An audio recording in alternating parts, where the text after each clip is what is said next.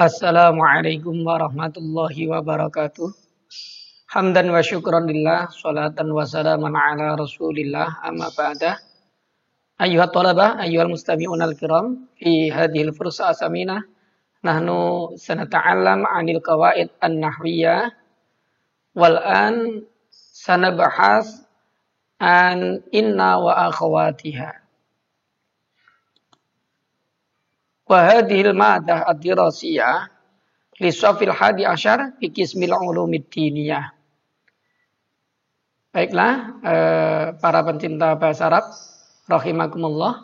Dalam kesempatan kali ini kita akan mempelajari salah satu kaidah nahwu yang terkait dengan inna wa akhawatuha. Sebelum kita memasuki tentang inna wa akhawatuha, perlu kita ingat-ingat kembali tentang pelajaran sebelumnya, yaitu tentang aqsamil jumlah, tentang pembagian dari kalimat di dalam bahasa Arab. Arafna annal jumlah fil lughatil arabiyyah anqasimu ila qismaini. Kita tahu bahwa jumlah atau kalimat di dalam bahasa Arab terbagi menjadi dua. Al-jumlah al-ismiyah dan jumlah al-fi'liyah. Jumlah ismiyah, mahiyya al-jumlah al-ismiyah. Apa yang dinamakan dengan jumlah ismiyah? Mudah saja. Al-jumlah al-ismiyah hiya al-jumlah al-mabdu'ah bil ismi. Yang dinamakan jumlah ismiyah yaitu jumlah atau kalimat yang diawali dengan isim atau kata benda. Ketika jumlah ismiyah, jumlah itu diawali oleh isim, maka mesti terdiri dari dua unsur ini, yaitu mubtada dan khobar.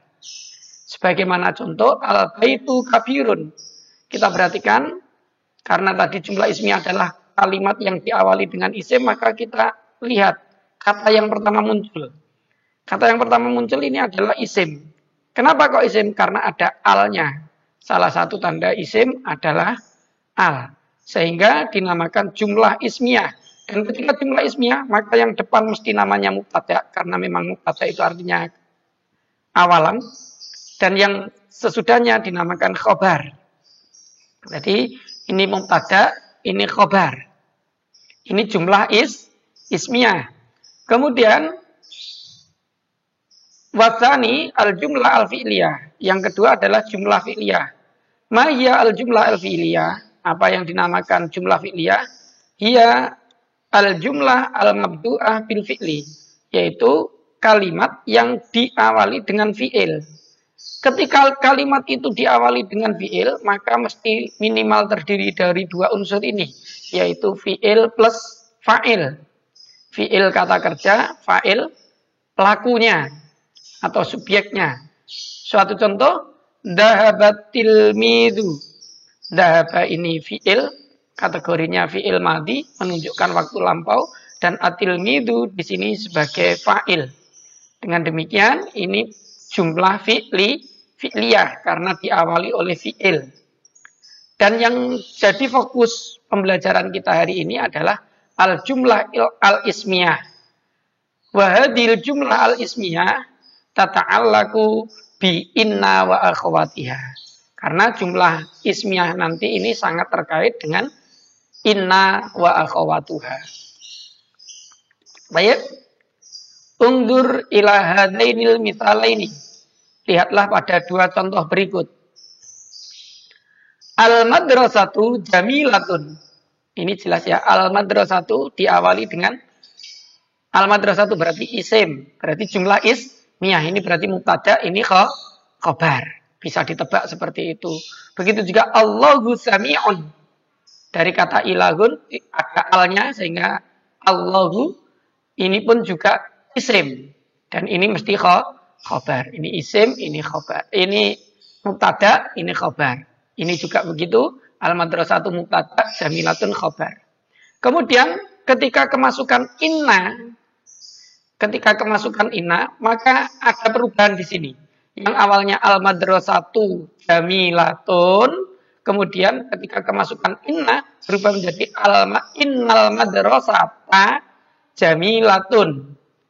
Begitu juga Allahu sami'un, ketika kemasukan inna, maka di situ ada perubahan. Innallaha sami'un. Dan apa perubahan yang ada setelah dipengaruhi oleh inna?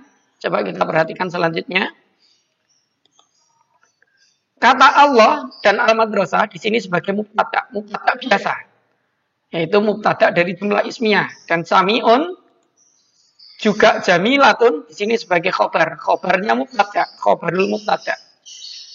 Dan inna ini salah satu dari amilun nawasikh, yaitu faktor yang menyebabkan rusaknya tatanan. Harusnya kalau jumlah ismiyah itu dibaca rofa, Allahu sami'un, mubtada'nya rofa, sami'un khobarnya juga rofa. Tetapi ketika sudah kemasukan inna, maka ada perubahan jadi innallaha. Inna sudah ya, amil nawasih. Kemudian lafadz allaha ini sebagai ismu inna, tidak lagi menjadi mubtada, tapi namanya juga sudah berubah menjadi ismu inna, isimnya inna. Kemudian sami'un itu juga tidak menjadi khobar biasa, tetapi menjadi khobaru inna. Dengan demikian, selain ada perubahan nama, juga ada perubahan pengaruh setelah masuknya inna, yaitu isimnya inna ini dibaca nasab, kemudian khobarnya inna ini dibaca rafa. Karena memang tugas inna wa akhawatuha yaitu tansibul isma wa tarfaul khobar, yaitu menasabkan isim innallaha sami'un dan merafakkan khobar. Ini tidak hanya inna tapi juga saudara-saudaranya inna. Tentu kalian penasaran apa tuh saudara-saudaranya inna itu? Ini saudara maksudnya bukan saudara kandung itu, tapi saudara yang memiliki tugas yang sama, yaitu menasabkan isim dan merafakkan khobar. Kita lanjut. Nastamiru ila inna wa akhawatuha. Saudara-saudaranya inna itu apa saja? Ini. Inna wa akhawatuha itu yang pertama inna, seperti tadi itu litakid. Litakid untuk menguatkan. Innallaha ala kulli syai'in qadirun. Innallaha, Allah ini isimnya inna, ala kulli syai'in qadirun. Qadirun di sini khabarnya inna. Jadi fungsinya untuk takkid, artinya sesungguhnya biasanya. Anna juga demikian, litakid untuk arti menguatkan. Asyhadu anna Muhammadar Rasulullah. Asyhadu anna Muhammadan. Muhammadan di sini isimnya inna. Rasulullahi. Rasulu di sini dibaca rafa sebagai khobar dari inna. Dan artinya sesungguhnya. Saya bersaksi bahwa sesungguhnya Nabi Muhammad adalah utusan Allah. Jadi semuanya baik inna maupun anna fungsinya adalah litakid untuk menguatkan. Kemudian ka'anna ini juga bagian dari saudaranya inna yang mempunyai amal yang sama, yaitu menasabkan isim dan merafakkan khobar. Ka'anna wajhaka badrun, seolah-olah wajahmu itu bagaikan purnama. Ini wajhaka di sini adalah ismu ka'anna. Badrun ini adalah khobarnya ka'anna. Jadi ini litashbih untuk menyerupakan wajahmu dengan rembulan, bulan purnama, mohon maaf. Kemudian lakinna itu lil istidrak, bahasa Jawanya untuk nusuli gunem, atau yang arti bahasa Indonesianya biasanya diartikan tetapi. Huwa alimun lakinnahu kaslanun. Huwa dia alimun, alim, pandai, lakinnahu kaslanun, tetapi dia malas. Tuh. Ini ya, lakinnahu. Lakinnahu ini hu-nya ini, domir hu ini isimnya, lakinna, kaslanun khobarnya lakinna. Kemudian laita itu litamani, mohon maaf ini harusnya bukan nun, litamani. Tamani itu mengharapkan sesuatu yang tidak mungkin terjadi. Laita syaba ya'udu yauman. Barangkali atau semoga masa muda itu kembali suatu hari. Ini mengharapkan sesuatu yang tidak mungkin terjadi. Seperti kamu yang sudah ditegur wajahnya jelek, terus kemudian mengharap sesuatu wajahnya berubah menjadi ganteng, itu tidak bisa. Itu laita, itu tamani, mengharapkan sesuatu yang tidak mungkin terjadi. Dari laita syaba ya'udu yauman, Jadi laita syaba ya'udu yauman, itu semoga saja masa muda itu kembali suatu hari. Lah syaba itu adalah isimnya laita, ya'udu itu adalah khobarnya laita. Dengan demikian laita ini litamani, mengharapkan sesuatu yang tidak mungkin terjadi, seperti pengharapannya orang yang sudah meninggal. Kalau Allah menghidupkan saya lagi, saya akan beramal soleh di dunia ini sebaik-baik mungkin. Itu tidak mungkin terjadi. Atau sampai mengandaikan, sampai sudah seusia aliyah, seumpama saya kembali menjadi anak SD atau MI lagi, maka saya akan tekun belajar. Itu tidak mungkin terjadi. Itu yang dinamakan tamanni. Seperti itu ya. Kemudian la'alla ini untuk taroji. Taroji itu mengharapkan sesuatu yang masih mungkin terjadi. Dan la'alla ini memiliki amal sebagaimana amalnya inna, yaitu tansibul isma wa tarfa'ul khobar. La'allan natijata hasanatun. Semoga saja an-natijata isimnya la'alla, hasilnya hasanatun, bagus, baik. Hasanatun ini sebagai khobarnya la'alla.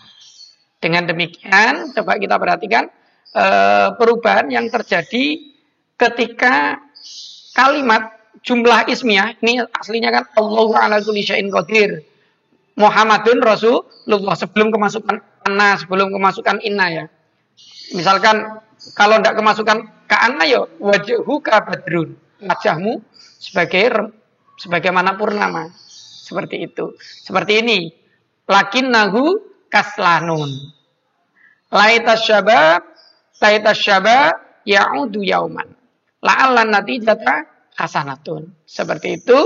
Ini semuanya adalah beberapa saudaranya inna yang memiliki amal yang sama, yaitu menasabkan isim yang depan, buletan yang depan ini semuanya isim dari inna wa akhawat Tuhan, kemudian yang belakang ini adalah bentuk khobar dari inna wa akhwa Tuhan. Semoga semakin kita mempelajari bahasa Arab, semoga kita semakin cinta terhadap bahasa Arab dan Allah memberikan kepahaman terhadap kita terhadap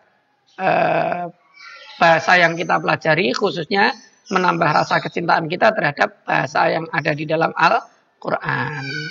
Baik, ayo tolaba, syukran jazilan ala husni ihtimamikum. Assalamualaikum warahmatullahi wabarakatuh.